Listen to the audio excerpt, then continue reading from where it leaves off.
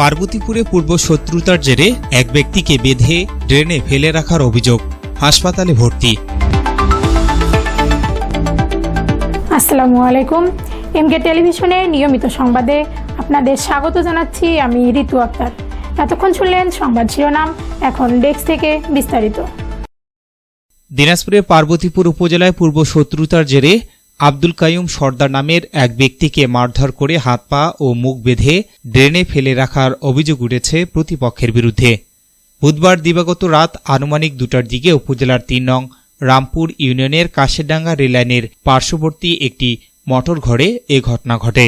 স্থানীয় ও পারিবারিক সূত্রে জানা গেছে, পূর্ব বিরোধের জেরে বুধবার গভীর রাতে আব্দুল কাইয়ুম সর্দার তার মোটর ঘরে অবস্থানকালে একদল দুর্বৃত্ত সেখানে হামলা চালায়।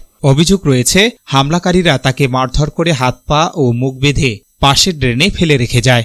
পরিবারের সদস্যরা জানান, বুধবার সকাল প্রায় 7টার দিকে স্থানীয়রা তাকে ড্রেনে হাত পা ও মুখ বাঁধা অবস্থায় দেখতে পেয়ে পরিবারের সদস্যদের খবর দেন। পরে স্বজনরা তাকে উদ্ধার করে প্রথমে পার্বতীপুর উপজেলা স্বাস্থ্য কমপ্লেক্সে ভর্তি করেন। সেখানে তার শারীরিক অবস্থার অবনতি হলে উন্নত চিকিৎসার জন্য দিনাজপুর মেডিকেল কলেজ হাসপাতালে স্থানান্তর করা হয়। মিদ্যাপাড়া গ্রামের লোক কাশিমের বাড়ির ওখানে 1 থেকে 150 লোক নাটি ছড়া বললাম নিয়ে চিকড়ি করতেছে। ওখান থেকেই আমি চলে আসলাম আমার বাড়িতে।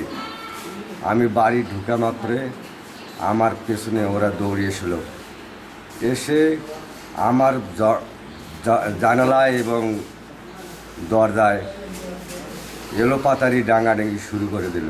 তারা সারাদিন বলতেছে কায়েমক ডাঙ্গামো, মোটর ঘর হলেও যা ডাঙ্গামো সেখানে। আমি ভয়ে আতঙ্কে ওখানে ছিলাম। ঠিক 2টার দিকে আমার ঘর আক্রমণ করে 20 থেকে 25 জন লোক। তার ভেতর 7-8টা লোক আমার ঘরের ভেতর ঢুকছে। একবারে ঢুকছে আমার কাপাট ভেঙে, পেছনে দড়ি দিয়ে হাত বেঁধে এবং পা বেঁধে আমাকে 1 হাত পানির নিচে নালায় ফেলায় দেয় তারা। আমি 2টা থেকে ভোর 7টা পর্যন্ত কোনো আল্লাহর বান্দা আমি কোথাও খুঁজে পাইনি। আমি সমস্ত রাত আমার উপর দিয়ে আকাশে বৃষ্টির পানি বয়ে গেছে।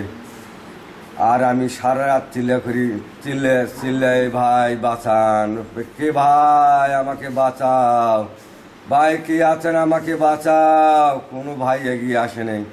ভুক্তভোগী পরিবারের অভিযোগ, পূর্ব শত্রুতার জেরে পরিকল্পিতভাবে এই হামলার ঘটনা ঘটানো হয়েছে। তারা ঘটনার সুষ্ঠু তদন্ত সাপেক্ষে জড়িতদের দ্রুত শনাক্ত করে আইনগত ব্যবস্থা গ্রহণের দাবি জানিয়েছেন। আমার আঙ্কেলকে বাড়ি দিয়েছে, কে বলতেছে বলে গোসু করে রাখলো। আমার রমজান চাচা বলছে, আমার চাষি এসে আমাকে বলছে দৌড়ো এরকম। যা দেখি বান্ধা অবস্থা, বিশ্বাস চাচ্ছি। অনুরোধ আইন শৃঙ্খলাতে এবং মান্যগণ্য চেয়ারম্যান মেম্বার এইটাকে সুস্থভাবে তারা যেন তদন্ত করে যেটা রায় হবে সেই রায়টাই যেন তারা প্রদান করে এবং এই লোকটার জন্য যাতে করে বিচার পায়। আজকে ওই লোকটার জন্য মারা যাইত, তাদের পরিবারে কে চলাইল হয়।